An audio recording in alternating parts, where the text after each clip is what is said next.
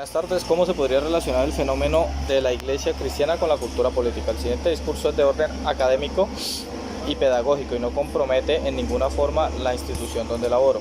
Para profundizar en el tema debemos conceptualizar el término cultura política. El autor Almond y Verbas en 1963 la defienden como el conjunto de orientaciones específicamente políticas de los ciudadanos hacia uno mismo como parte del sistema.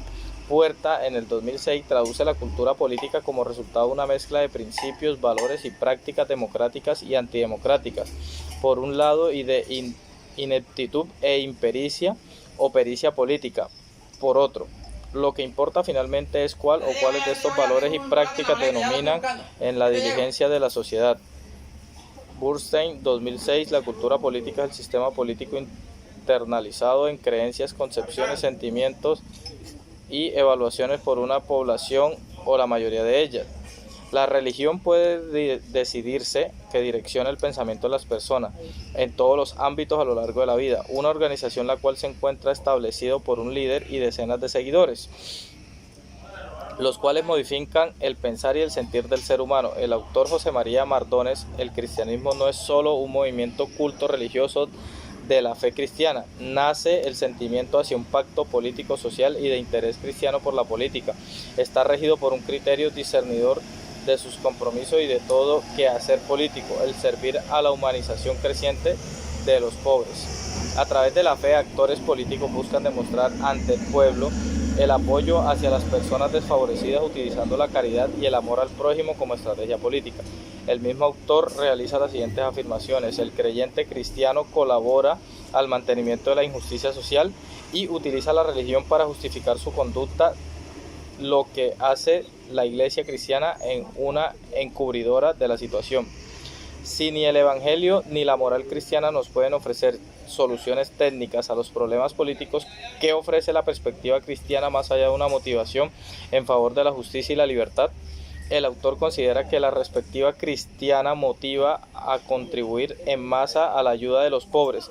Nace un aire esperanzador de justicia en la mente de un cristiano y de un político. Es aquí cuando el cristianismo y la política se relacionan para la causa de los pobres, usando la caridad y originando una nueva espiritualidad cristiana que integra la política y la fe. El Pontificio Consejo de Justicia y Paz de la Ciudad del Vaticano 2005 manifiesta que respeta legítima autonomía del orden democrático, no tiene un título alguno para dar preferencias por una u otra solución institucional constitucional. Tampoco evalúa programas políticos, solo implicaciones religiosas y morales. La Iglesia se relaciona con la política en el sentido en que están al servicio del hombre, permitiendo el ejercicio de derechos cristianos ciudadanos. La Iglesia pide libertades de culto, de expresión y libertad de elegir y ser elegido, al igual que un Estado social de derecho. Barlinska, 2018, el sociólogo Víctor Pérez expuso en una organización cristiana que permitía el nacimiento de una nueva cultura democrática que permitiría un ambiente reconciliatorio. Mardones, en el 1993, el profesor español Díaz Salazar realizó estudios históricos sobre los movimientos militancias católicas en España. Surge por primera vez en ese país una cultura política de izquierda, opuesta y alternativa a la política tradicional del católico de derecha. Montero, 2011, señala que los movimientos cristianos son conscientes de las necesidades de facilitar a sus militantes una formación ideológica, sindical y política. Esto se hace ante la ausencia de otros canales normales y legales de aprendizaje y prohibidos por la censura y libertades políticas, y en la forma más natural de enseñar valores cristianos, no en un programa político, sino en una mentalidad específica.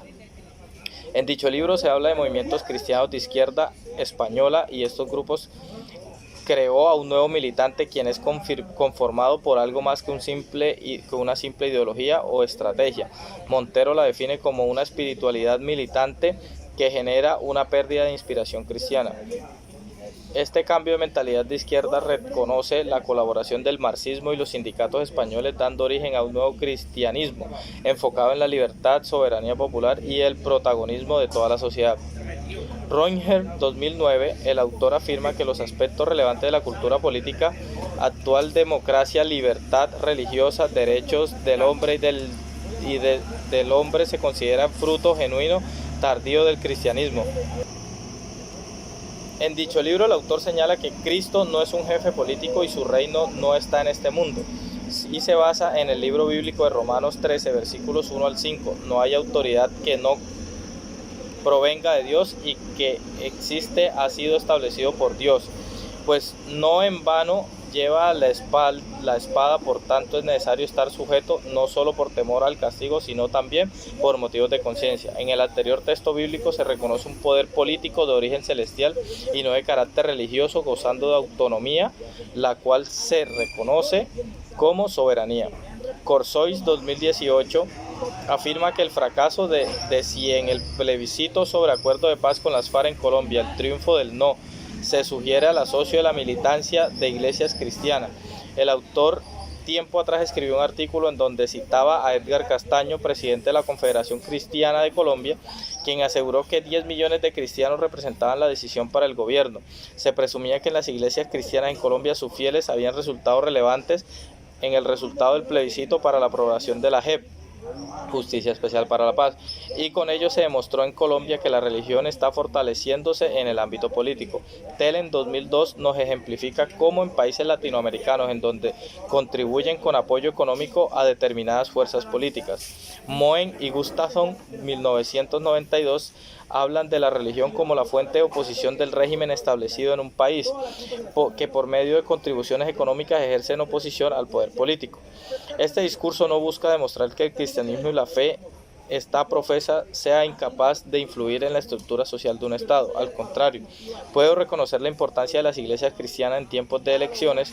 Lo que no se debe confundir es que la fe cristiana a través de sus iglesias pueden oficialmente establecer y cambiar el orden social.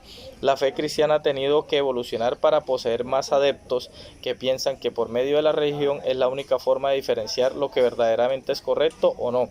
La religión a través de la política puede hacer de que sus principios prevalezcan en el tiempo y que a una mayor escala, concluyendo así el poder religioso sigue vigente en algunos países, ejerciendo presión o colaborando al poder político. Muchas gracias.